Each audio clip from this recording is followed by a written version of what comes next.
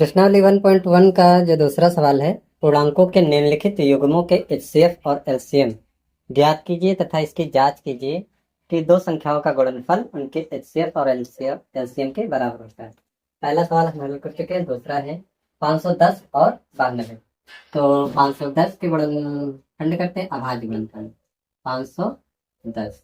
ठीक, ये एक सम संख्या है, यानी कि दो से क्या हो जाएगी, विभाजित हो जाएगी। दो दूनी 4, बचा एक, हो जाएगा 11, दो पंचे 10।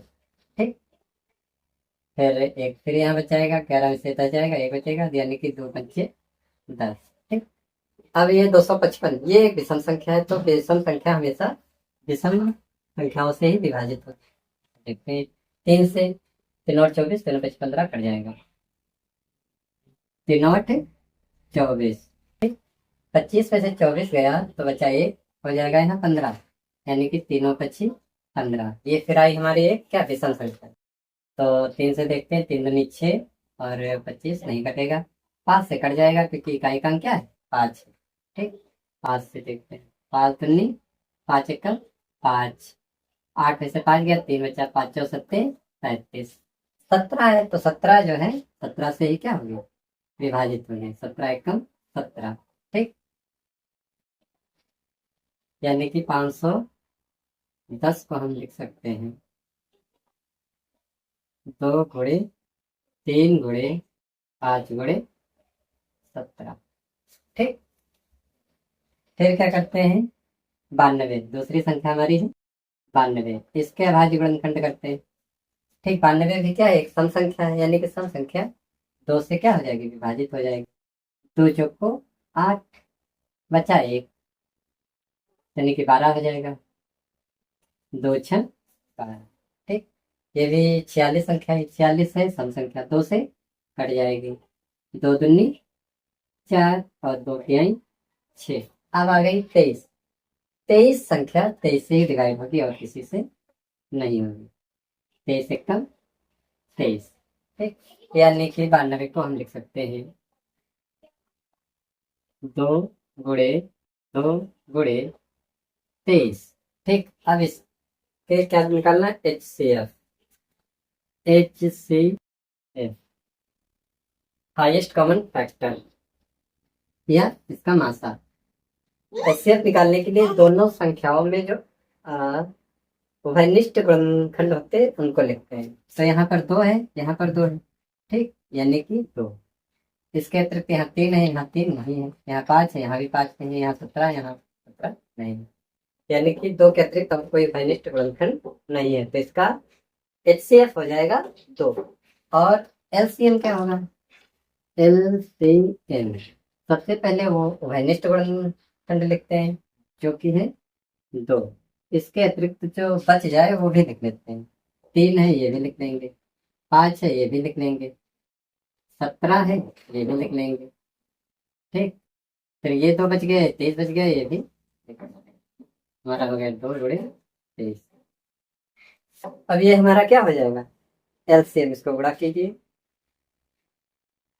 ठीक, 3 दूनी 6, 6 पंचे 30, 30 दूना 60, 60 आ गया, 60 पे गुणा करेंगे 17 से, तो हो जाएगा जी, जी ऊपर करके रहेगा 0, 6 सत्ते 42 के 2 4 और 6 कम 6 4 10, 1024। अब इसको बड़ा करना है 23 से, इसको बड़ा करना है 23 से, बड़ा कीजिए, 0 2 3 6, 0 3 का 3, 2 0 0 2 2 4 2 0 2 का 2, 0 6 4 3 और 2, 23,460। ये हमारा आ गया क्या, एल सी एम। ये हमारा क्या आ गया, एल सी एम 23,460। ये क्या हो गया, एल सी एम। अब जांच करनी है कि दो संख्याओं का गुणनफल उनके एचसीएफ और एलसीएम के बराबर होता है। चलिए जांच करते हैं। तो दो संख्याओं का गुणनफल, दो संख्याओं का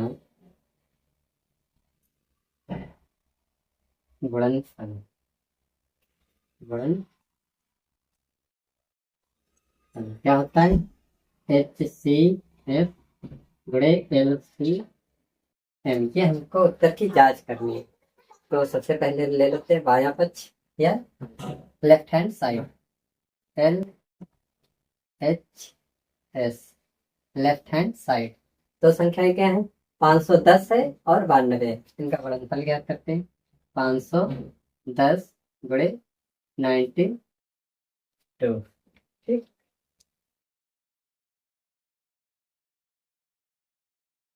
510 को गुणा करेंगे 92 से, ठीक। वो आ जाएगा 0 एकम 2, 2 पंचे 10, 0 9 एकम 9, 9 पचे 45, ये 0, ये 2, ये 9, 5 1 6 और ये 4। इनका गुणनफल आएगा कितना? 42,930। अब RHS ले लिखते हैं यहाँ दायां पक्ष, राइट हैंड साइड। ये क्या है? HCF, HCF गुणे LCM। HCF हमारा था 2, LCM हमारा है 23,460। अब इसको गुणा कर लीजिए, 2 0 0, 2 6 12 के 2 हासिल आया 1, 2 चौको 8 1 9, ठीक, 2 3 6 और 2 दूना 4, ठीक। ये देखिए ये भी आया था, संख्याओं का गुणनफल जो किया था वो भी 46,920 आया था, और HCF और LCM का गुणनफल भी 46,920 आया था। यानी कि किसके बराबर है?